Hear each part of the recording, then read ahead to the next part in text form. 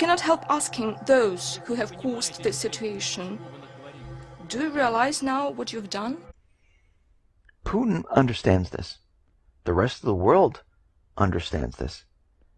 And Putin was out there and he issued a stern warning to the world media, saying that the world is heading down a path that could lead to nuclear war. He was speaking with foreign journalists at St. Petersburg International Economic Forum. This was back on June 17th.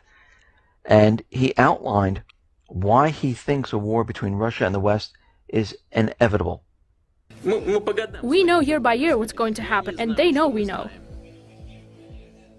It's only you that they tell these fables and you buy it and spread it to the citizens of your countries.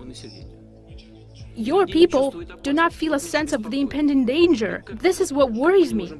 How do you not understand that the world is being pulled in an irreversible direction? That is the problem. But they pretend like nothing's going on. I don't even know how to get through to you people anymore. Hey, Shalom Hakyam. This is Ariella. First off, I want to give all praise and glory to Yahweh B'Shem Yahushua. Once again, I want to give all praise and glory to Yahweh B'Shem Yahushua. Double honors to the apostles and elders of Great Millstone. Much peace, love, and salutation to you, Hakyam, out there pushing the word of sincerity and truth. And this is part 2 of World War III algorithm, the perfect storm / the fire rises.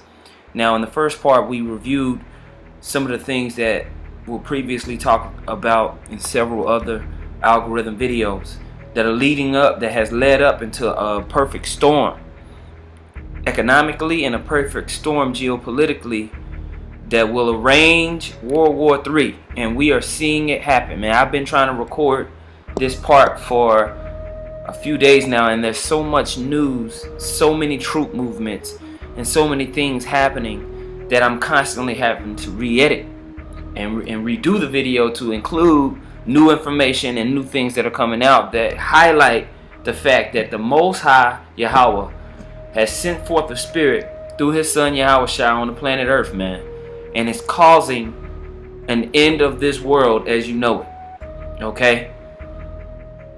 So in the previous algorithm video, we talked about the International Monetary Fund. This is a global, a global institution that controls the economic movements, the traffic that's going on in the planet Earth, how things are being traded, the rate of currencies, who's going to stay afloat and who's going to fall, and they're using two separate powers to justify their movements of globalization and bringing everybody together. They're saying if we can't get this together and we can't globalize, your way of life is going to end.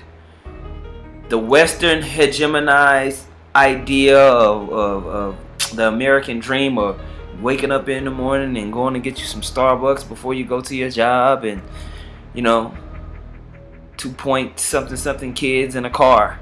That way of life will end if you don't take on to these doctrines and institutions and debts that we pass on all across the world, man. All right? And so within that idea that they want to bring, they have the East and the West, man, and it's leading to World War III. And we're seeing it clearly. So I want to go over this part, the troop movements and the current news, to highlight and show you how it's nose to nose at this point. All right, you done been through training camp. You've got the combinations. You got your game plan on what you gonna do.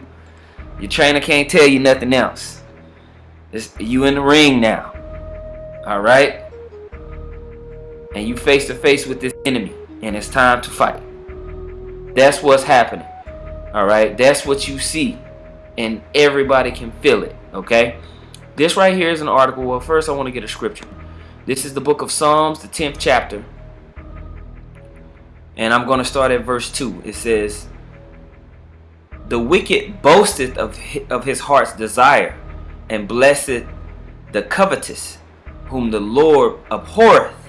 All right, so we're just going to keep reading. "The wicked, through the pride of his countenance, will not seek after the Most High.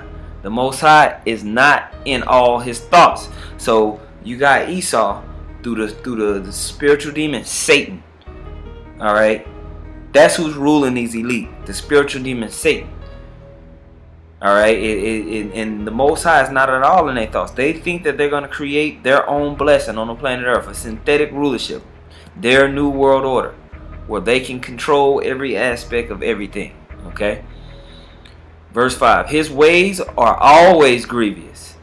Thy judgments are far above out of his sight. As for all his enemies, he puffeth at them. And that's what these elite do, man. They puff it at the people, you know. They think that they have the power to destroy, dominate, and recreate as they will. Alright? He saith in his heart, I shall not be moved, for I shall never be in adversity. His mouth is full of cursing and deceit and fraud. And that's what you see through his propaganda, his media. Even right now, you have the situation going on in Yemen, where in Yemen, you have two different tribes of the Muslim sects, the Sunnis and the Shia. The Shia rebels, which are backed by Iran, who are also a Shia Muslim nation. All right. So you got the Shia rebels that have taken over the capital in certain regions in Yemen, and now you have Saudi Arabia trying to battle that back, who is a Sunni group. So they were trying to aid the different Sunni Muslim groups in that area. If you go and watch the World War III algorithm, Ishmael, I touch on the Sunni versus the Shia and how the U.S. and the West manipulate those borders and those people in order to put in puppet governments, to put in puppet leaders, so they can pass the policies that they need in order to have the petrodollar and reign. Fast forward more than 1,000 years, and the situation is worse than ever. According to a poll by Pew Research, some 40% of Sunnis don't even regard Shiites as real Muslims. But there's more than theology at work here. Perhaps even more important is geography. 100 years ago, around the time of the First World War, the Middle East was carved up in a Franco-British pact called the Sykes-Picot Agreement. But the Europeans had little interest in understanding the religious and ethnic intricacies of the Middle East when they divided up the region. Still, these arbitrary borders became the blueprint for today's map. The Shiites were divided primarily among Iran, Iraq, and Lebanon, with an offshoot of Shia Islam, the Alawites, in Syria. This area has come to be known as the Shia Crescent. Now let's do a quick who's who in the Middle East. As you've just heard, ISIS, along with Al-Qaeda, are Sunni groups. Hezbollah is Shiite. Osama bin Laden was a Sunni. Syrian President Bashar al-Assad is an Alawite, remember that's a Shiite sect, and the Iranian mullahs are Shiites as well, which helps explain why Iran has gotten involved in the conflict in Syria. And where does America stand in all this? Traditionally, the U.S.'s strongest allies in the region have been Sunni powers, Saudi Arabia, Egypt, and Jordan. But now the U.S. is pursuing a nuclear deal with Shiite Iran and is working alongside Shiites in Iraq to try to destroy ISIS. But at the same time, Washington still supports Saudi Arabia, which is currently bombing Iranian-backed Shiite rebels in Yemen. Confused yet? One satirist summarized the tangled web of conflicting relationships with this map. Okay? And so that's what you see today. The U.S. bombed the Shia rebels, saying that previously those Shia rebels had tried to shoot a missile at one of their warships. A U.S. Navy destroyer drew missile fire. Take a look at that there. While patrolling the Red Sea just off the coast of Yemen yesterday. Although the missiles did not hit the warship, a U.S. defense official says they were definitely targeted. Iranian-backed rebels claim responsibility for the attack, marking yet another close call involving an American ship in that region. Joining me right now is Maverick PAC National Co-Chair Morgan Ortegas. Morgan, you've spent a lot of time as an intelligence officer actually in the Middle East, there in Saudi Arabia. What do you make of this story? Well, I think this is what happens when you embolden the largest sponsor of state terrorism in the world. The Houthi rebels in Yemen, this is no surprise to anyone who's lived and followed the region, are financed, trained, and equipped by the Iranians. So the U.S. government has not come out and said that Iran is behind the attack, but what they're saying is that it looks like the attack happened from entities that, again, are financed, trained, and equipped by the Iranians. So we basically empowered Iran. We did this deal with them, and this is the way they thank us? Well, and the real question for me is, Trish, where is the red line? So the administration has shown that they're willing to excuse any behavior by Iran in order to keep this deal in place. But how much is too much? So they can their proxies can shoot at our ships. And what if now? they had actually hit the ship, Morgan? In my opinion, what the U.S. president, what this administration should do is immediately find out who sent these missiles and retaliate. The U.S. has carried out its first direct attack against Houthi rebels, hitting 3 radar stations in rebel-controlled territories with Tomahawk cruise missiles. Now, all 3 sites, we believe, have been destroyed. The strikes came in retaliation for failed missile attacks on a U.S. Navy destroyer off the coast. The latest was carried out on Wednesday. The Pentagon maintains the sites were in remote areas where the risk of civilian casualties was low. Washington also insists on the defensive nature of the attack, which was approved by President Obama. These limited self-defense strikes were conducted to protect our personnel, our ships, our freedom of navigation in this important maritime passageway. The United States will respond to any further threat to our ships and commercial traffic. Now, the Shia rebels surely know that a conflict with the U.S. will lead to their utter annihilation. Okay, they cannot beat the U.S. Army. They not that stupid. They wouldn't shoot at the U.S. Army, man. They would lose horribly. So it's just more propaganda and reasons for the U.S. to go in and take that region down and control the area of Yemen, which is an important place for ports and all types of traffic, okay? So they move, their mouth is full of cursing and deceit and fraud. That's one example. Under his tongue is mischief and vanity. He sitteth in the lurking places of the villages. In the secret places doth he murder the innocent. His eyes are privily set against the poor. He lieth in wait secretly as a lion in his den. He lieth in wait to catch the poor. He doth catch the poor when he draweth him in his net. Okay? And so that's what happens, man. And so now we're going to see what's going to happen over there in Yemen. If Iran gets involved, this could turn into a regional conflict, which will, quickly escalate into a World War III, But that's another way this thing can pop off. There's so many aspects of this algorithm. It can go in many different directions, man. But we're seeing a direct front from Russia and the U.S. This article right here is from noisyroom.net. It says, it was written on October 4th, 2016. It says, on the precipice of World War III, Russia prepares for war on multiple fronts. Things are quickly spiraling out of control for the U.S. The yuan has basically become the reserve currency now. And that's another reason that they're fighting. That they're fighting over the control of currency and monies. This is how the International Monetary Fund is directing the two sides, man. All right. Now we talked about in the previous algorithm, we talked about how the yuan was added into the SDR basket, and now it's a tradable currency in the world. So that will allow currency avenues to be open that Russia can use, that Iran can use, now that Saudi Arabia can use to trade outside of the petrodollar. This is a problem for the West. Okay? It says the yuan has basically become the reserve currency now. Russia will now head the UN Security Council. And my favorite, Obama has handed the internet to foreign entities comprised of our enemies, the Russian, Chinese, and Iranians. Good times.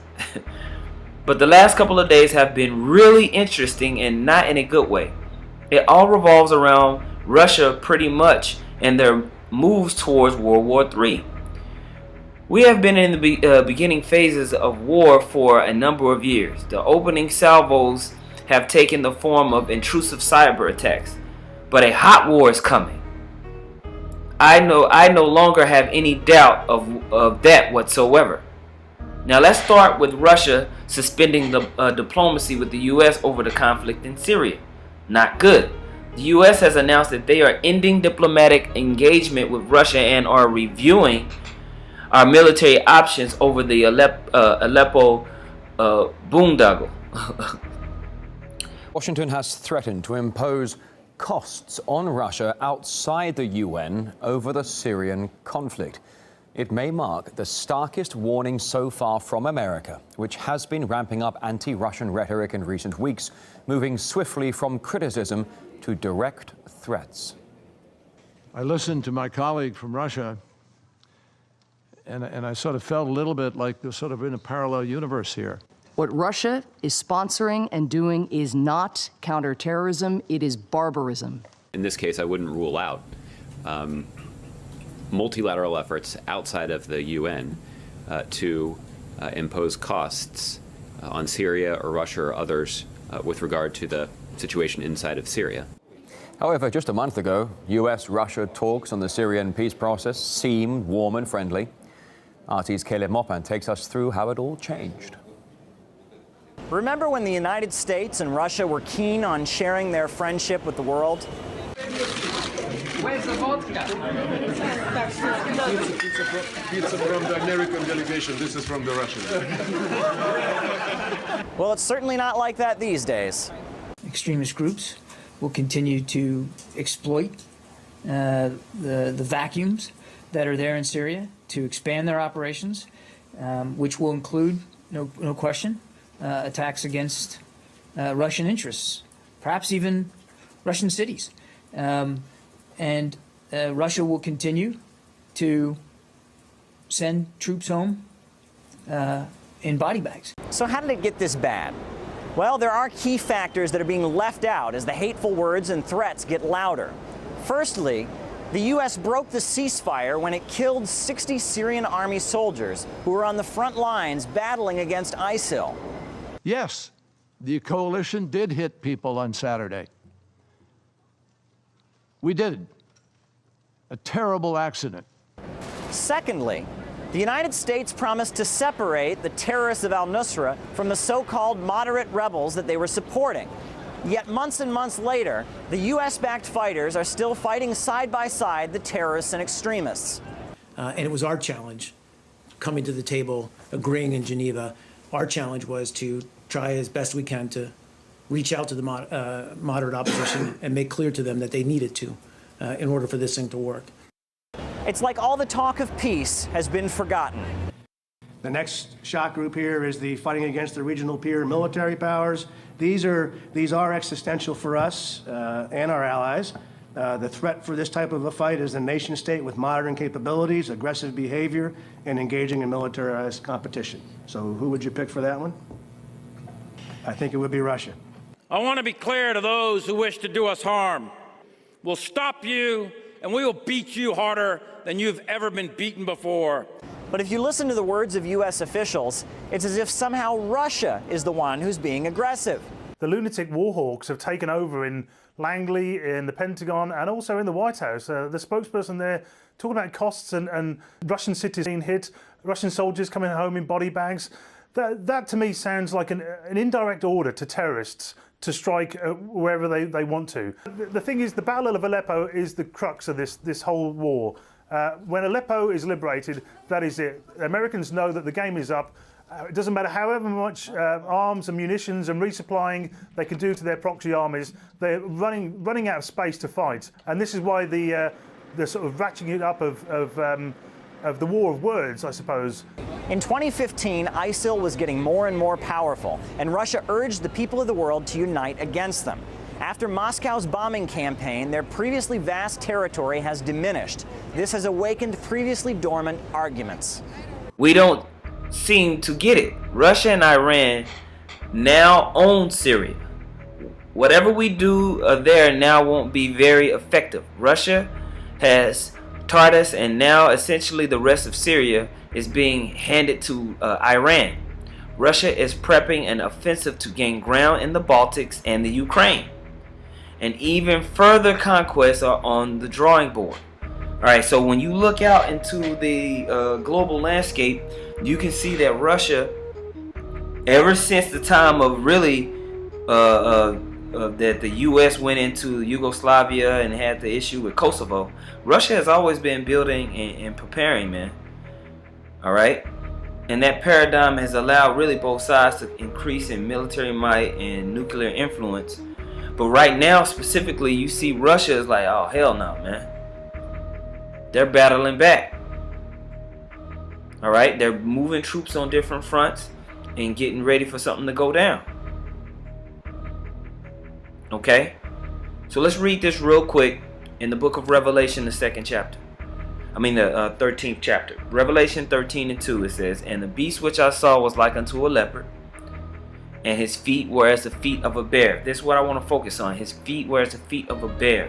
This aspect of that beast system is how Russia, through his military might, man, is going to push NATO and that beast system to its demise, to its end. All right? Ever since the time of the Cold War and the nuclear arms race, man, it's been justified by saying we got to protect ourselves against Russia, that we have to combat the communist interest in the East. Okay? In this video, I want to share very important information with you guys, which in my view clearly shows that something huge is about to happen in Russia. Okay, let's connect the dots to paint a full picture in our minds.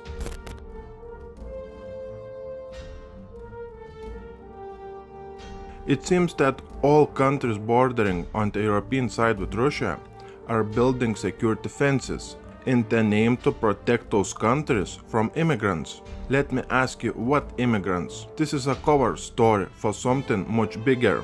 It is clear that those countries bordering with Russia are building those secure defenses in the place where WW3 is about to start. What is the point to spend nearly $500 million on the border defense when there is very little flow of any kind of refugees?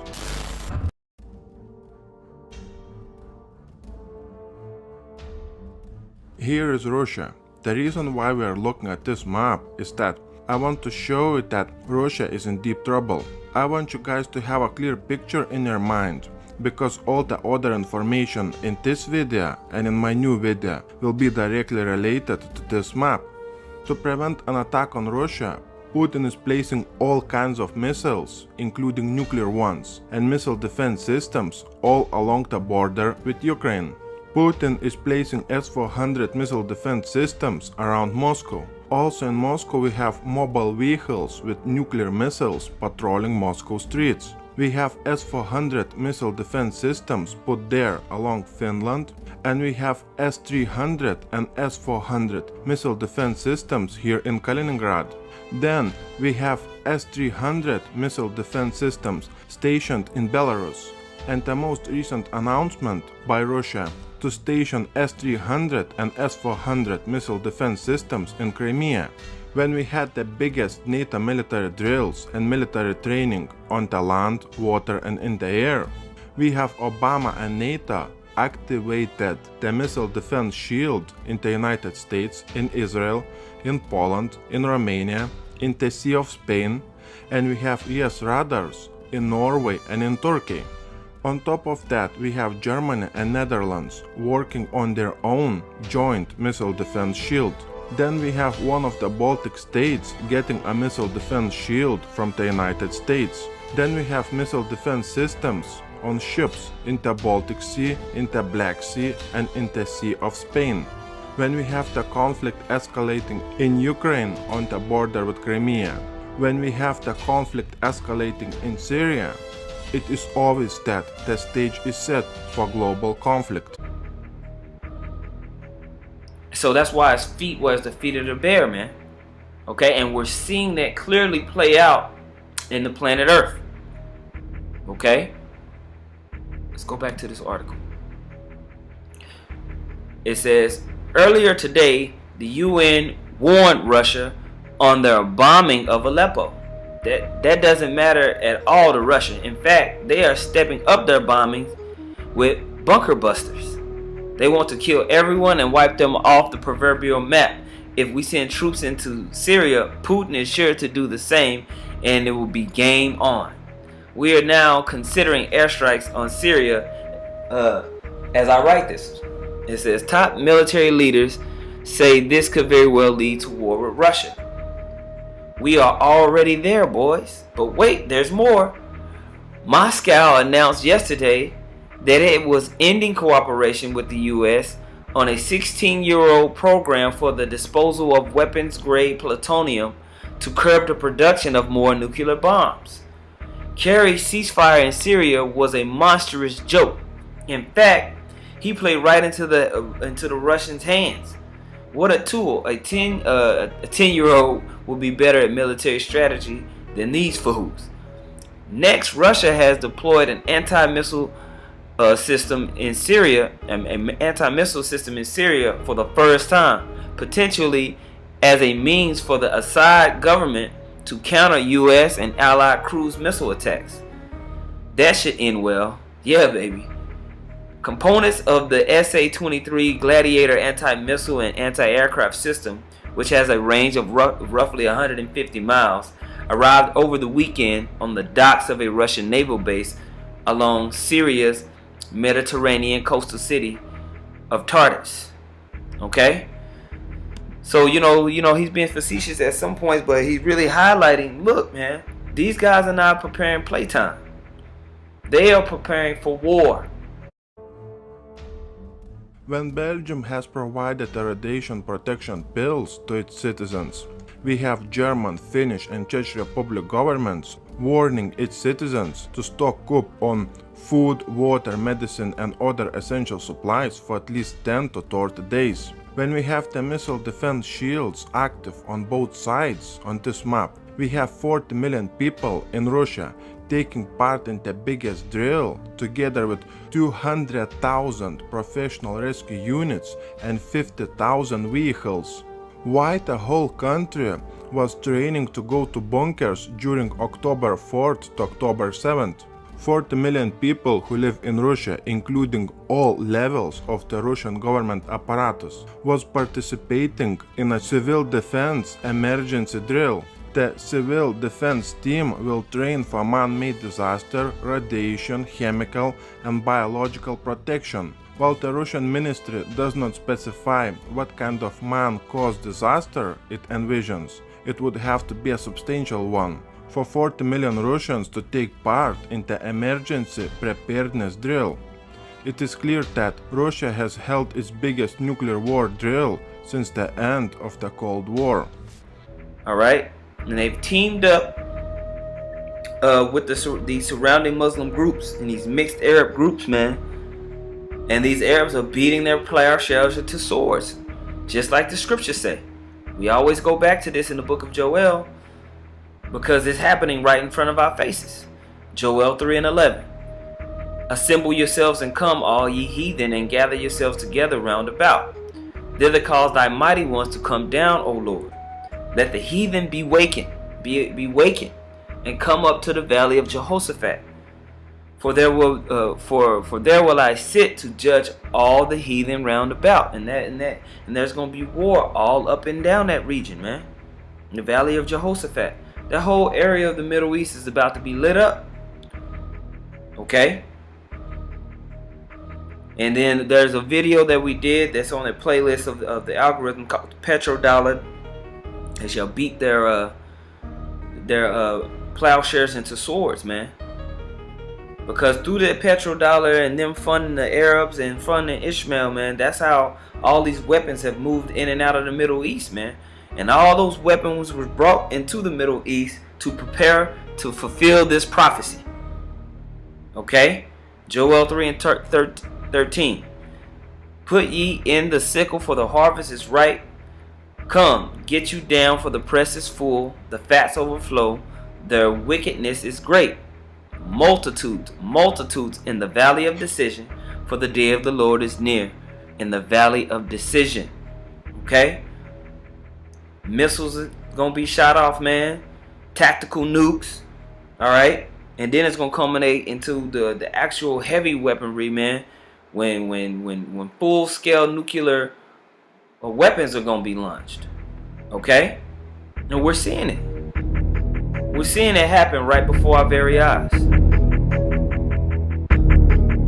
This is another article I want to read on. It was in the Daily Mail. One of the brothers sent it to me. dailymail.co.uk. Where's the date on this thing? Okay. This was written October 12th. Published October 12th. Okay, 2016. Russia orders all officials to fly home any relatives living abroad as tensions mount over the prospect of a global war. Alright, so it says Russia is ordering all of its officials to fly home any relatives living abroad amid heightened tensions over the prospects of global war, as it claimed. Politicians and high-ranking figures are said to have received a warning from President Vladimir Putin to bring their loved ones home to the motherland, according to local media. It comes after Putin canceled a planned visit to France amid a furious row over Moscow's role in the Syrian conflict, and just days after it emerged, the Kremlin had moved nuclear-capable missiles nearer to the Polish border. Former Soviet leader Mikhail Gorbachev has also warned that the world is at a dangerous point due to rising tensions between Russia and the U.S. Now, I strongly encourage you brothers to come to this. I'll put the link in the description box and listen to what Vladimir Putin had to say. I'm going to add in a couple of clips, but I can't add in all this stuff because it'll make the video too long. All right. So, but I strongly encourage you brothers to go watch this, man. Basically saying, how do y'all don't see that shit is about to pop off? Y'all don't see that we're about to fight? All right. Look at what the U.S. is doing. They're playing games. They're funding terrorists in Syria, causing more war. All right. They're setting up missile defense systems on our border. All right. They're making geoeconomic moves to try to collapse our economy.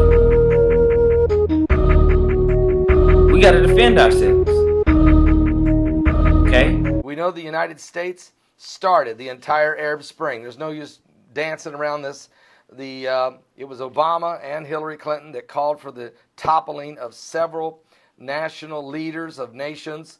Ben Ali of Tunisia, Hosni Mubarak of Egypt, Muammar Gaddafi of Libya, Ali Saleh of Yemen, and then they called for Bashar Assad of Syria to be removed.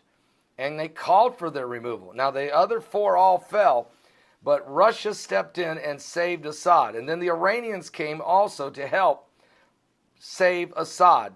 Meanwhile, ISIS rose up in Iraq, picking up the leftover billions of dollars of hardware, tanks, armored vehicles, rockets and rocket launchers, Toyota Tundras, all kinds of weapons that we left, the United States left, the Obama administration, who pulled out after a 14-month Head Start warning and left these weapons. It was ISIS that picked them up and formed the Islamic State of Iraq and Syria and went on their rampage for the last 2 years, butchering and murdering people.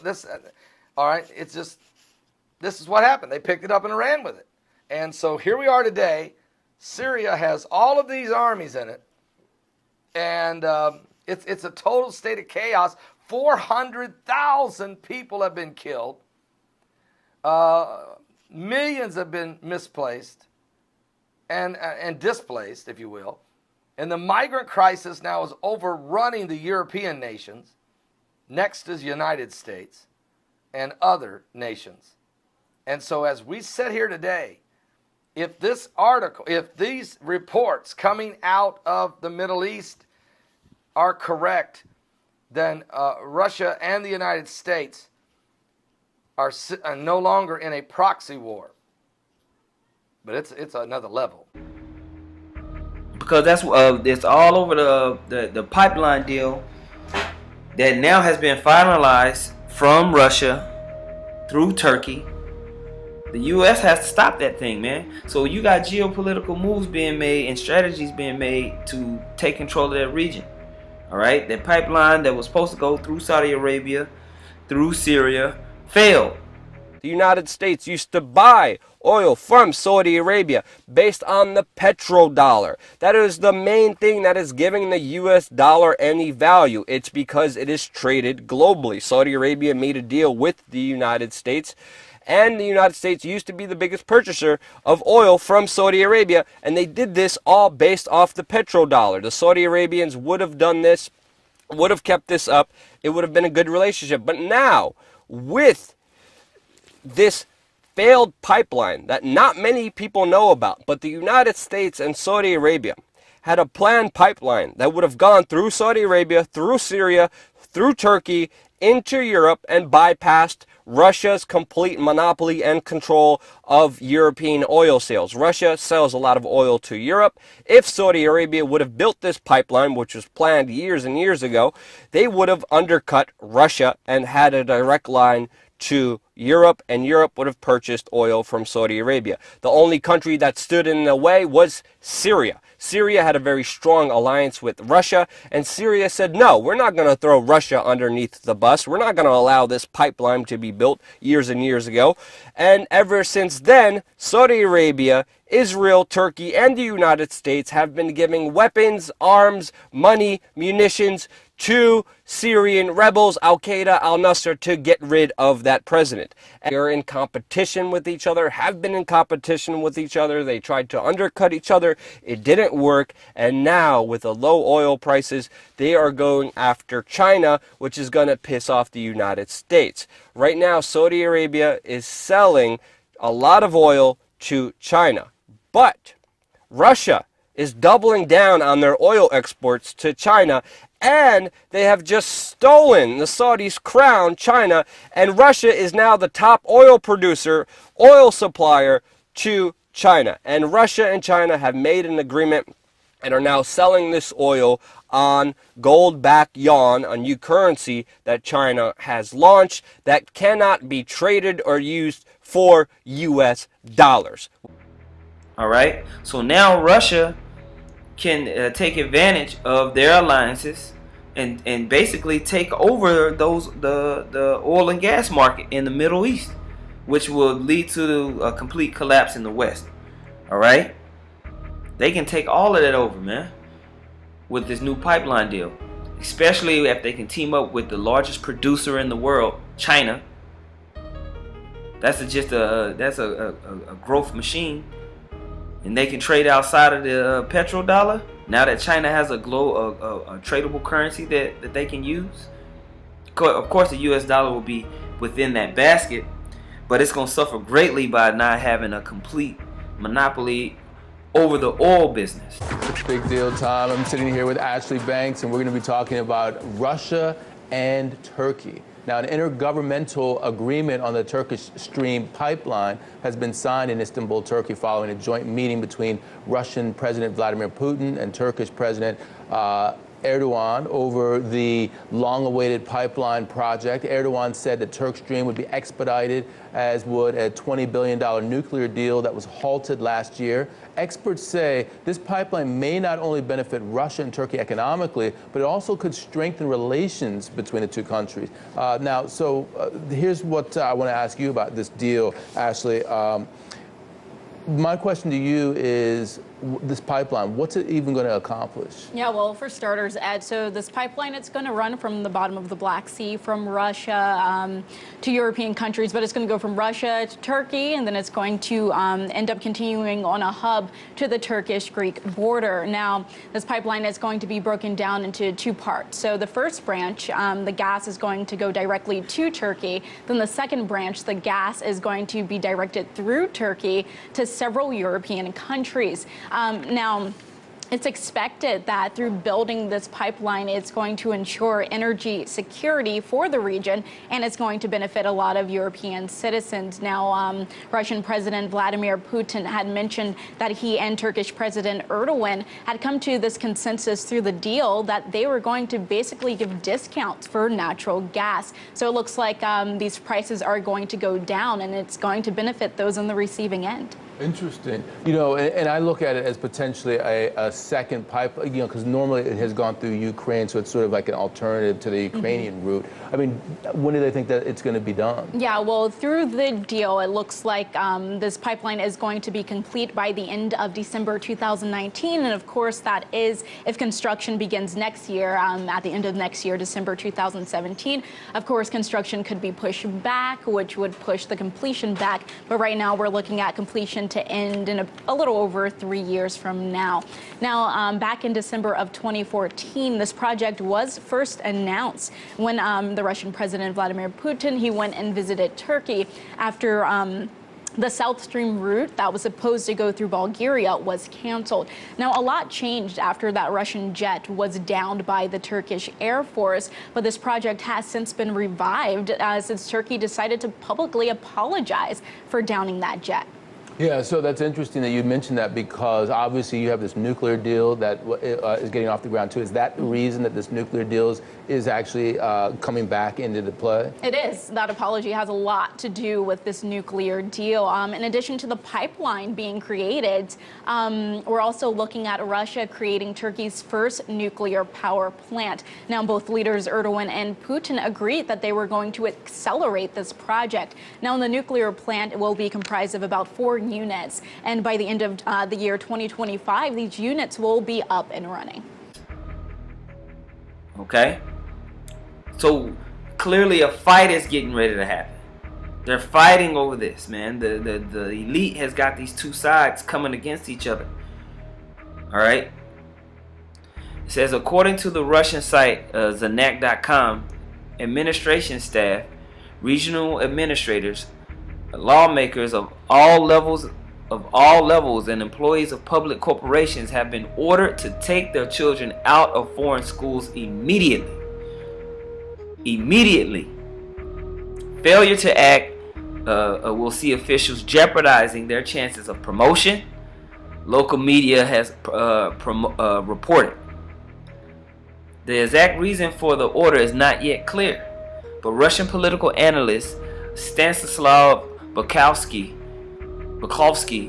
is quoted by the Daily Star as saying, "This is all part of the package of measures to prepare elites to some big war." Relations between Russia and the U.S. are at the lowest since the Cold War and have soured in recent days after Washington pulled the plug on Syria talks and accused Russia of hacking attacks. Okay. The Kremlin has also suspended a series of nuclear pacts, including a symbolic cooperation deal to cut stocks of weapons-grade plutonium. Just days ago, it was reported that Russia had moved nuclear-capable missiles near to the Polish border as tensions escalated between the world's largest nation and the West. The Iskander missile sent to Kaliningrad, a Russian enclave in the Baltic Sea between NATO members Poland and Lithuania, are now within range of major Western cities, including Berlin. Polish officials, whose capital Warsaw is potentially threatened, have described the move as of the highest concern. Okay, so we're seeing everything move perfectly into a hot war. All right, and this is what the scriptures describe what happened, man. Let's get this real quick.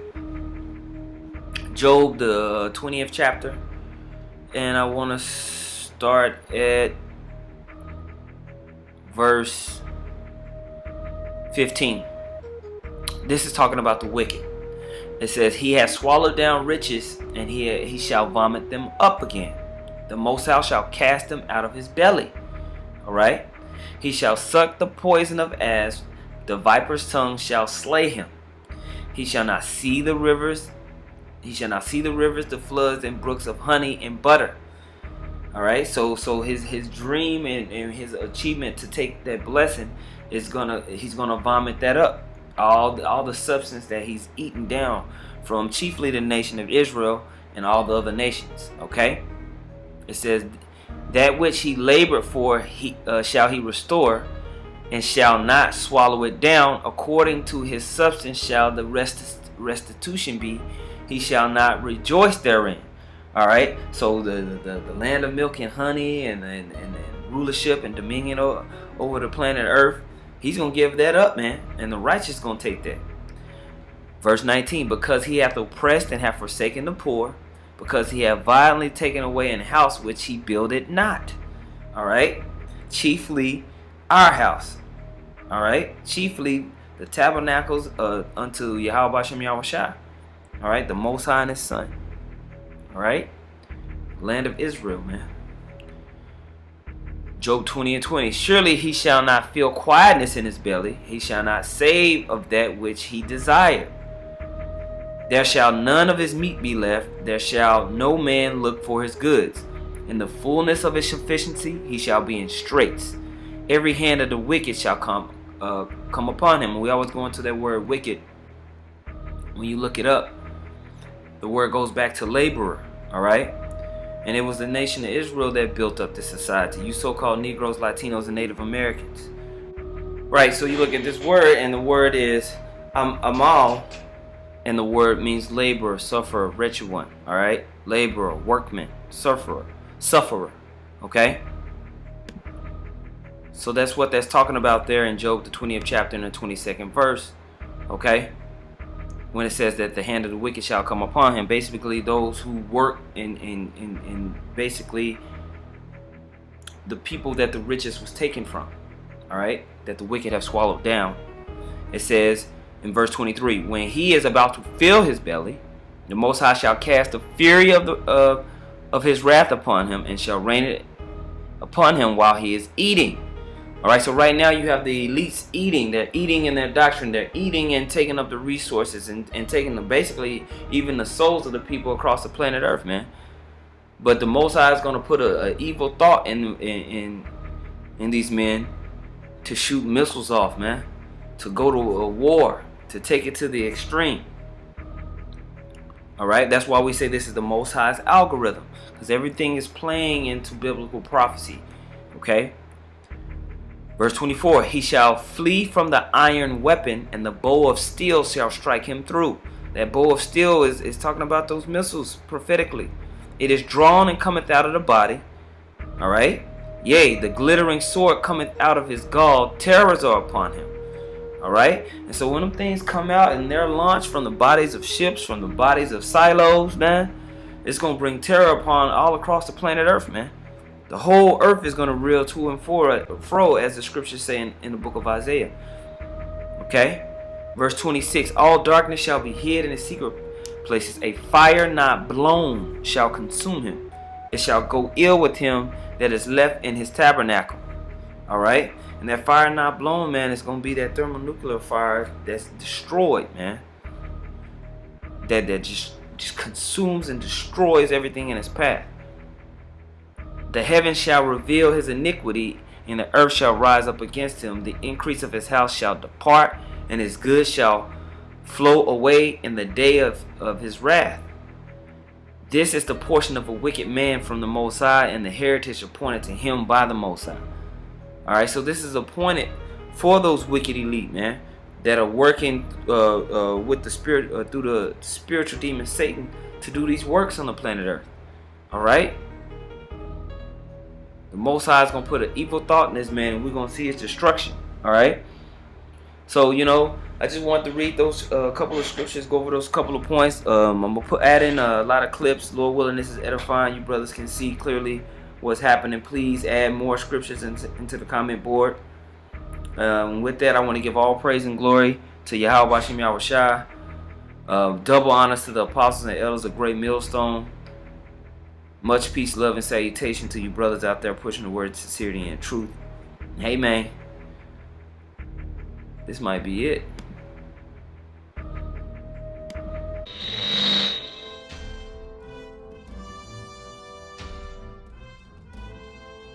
Everything seems to be lining up. All the recent movement of the military vehicles, all those videos on YouTube on UN vehicles put in different places in the United States, the potential global economic collapse which will start in Europe this year, referendum in Italy in December, countries in Europe telling to their citizens to prepare for something big, but they wouldn't tell us what is about to happen, FBI warning of a major event, preparation for martial law and riots in the US, and this not usual warning test of the United States national broadcast system, not to mention the election inside the United States that will change this world forever.